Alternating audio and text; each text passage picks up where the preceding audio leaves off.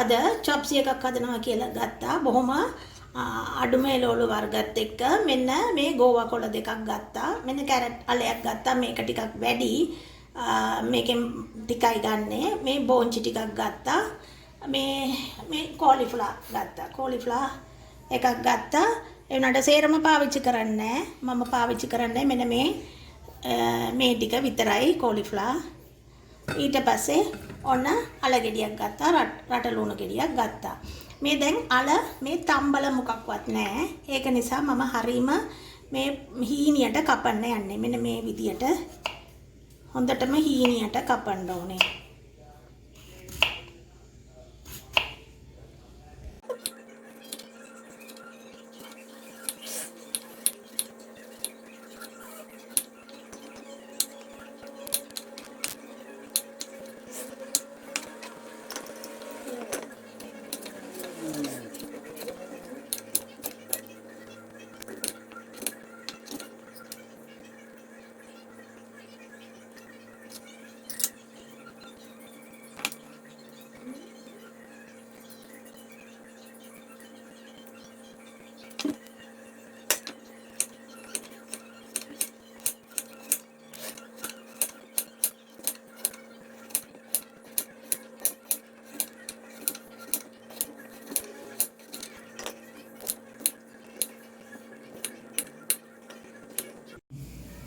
මේකට මේ පෑන් එකක් රත් කරන්න තියලා ඔන්න මේකට බටර් හැන්ඩි දෙකක් දානවා.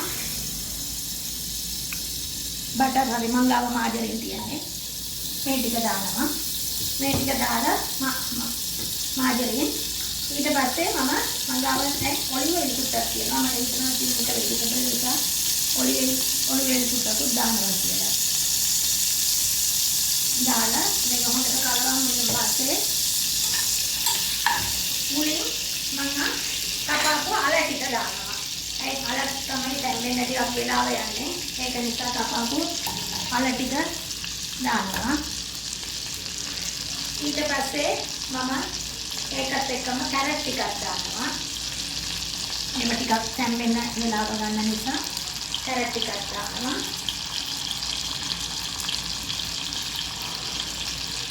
දාලා ඊට ඔයගොල්ලන්ට ඕන මේ බෝන්ටි ටිකක් දාන්න පුළුවන්. බෝන්ටි ටිකක් දාලා කලවම් කරලා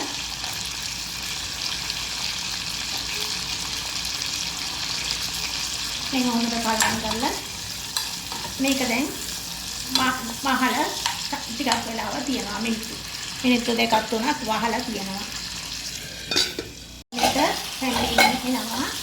ඉතින් මේ වෙලාවෙම මම කරන්නේ ඉතුරු එළවලු ටික දානවා. ඒ කියන්නේ බෝන්චි බෝන්චි නෙවෙයි ගෝවයි කෝලිෆ්ලවර් කපාපු රට ලුණු ටිකක් දාලා දැන් කලවම් කරන්න ඕනේ.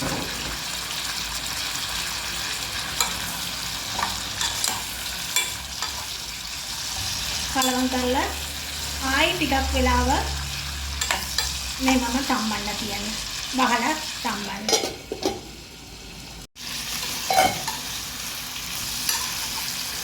දැන් මේක කලවම් කරලා මේකට සෝල්ට් ටිකක් දාන්න. ඇති වෙන ප්‍රමාණය උලන් ගන්න නැති. සෝල්ට් ටිකක් දාලා මේක ආයතරයක් තම්බන්න.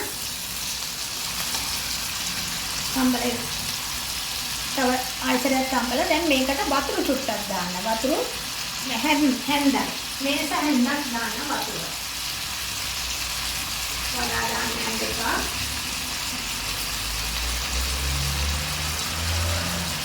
මේස හැන්දක් වතුර දාලා ආයි මේක මේ වහලා තියන්න. එතකොට තමයි මේ අලේම තැන්දිලා එන්නේ. අල චූටියට හීනියට කපන්න හේතුවත් ඒකයි. මේ සේරම තැම්බෙන්න මේ සේරම වහලා තම්බන්න ඕනේ.